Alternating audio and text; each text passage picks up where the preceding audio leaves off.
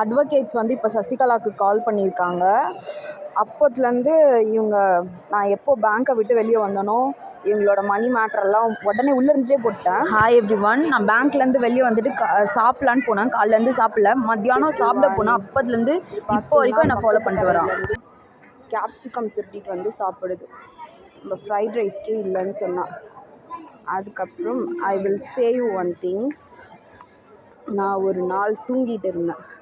இதோ உட்காந்துட்டு இருக்கார். இவர் என்ன பண்ணார் தெரியுமா? ஃபுல்லாக குடிச்சிட்டு வந்த என்னோட கத்தி எடுத்து இதே மாதிரி ஆக்ஷன் காமிச்சிட்டு கத்தி எடுத்துகிட்டு போயிட்டார். என்னோடய கத்தியை அவரை வந்து நான் அடித்தேன். என் கத்தி கிழிச்சின்னு அந்த ஆள் கையிலேருந்து ரத்தம் வந்துச்சு. என்னை வந்து இவன் வெட்டிடுவான்னு சொல்கிறான்.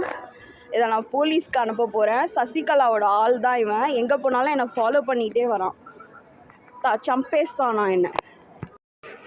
ஹாய் எவ்ரிவன், நான் சொன்னேன் பார்த்தீங்களா அந்த பர்சன். நான் எங்கே போனாலும் இப்போ நான் போய் சார்ஜ் போடலான்னு போனேன்.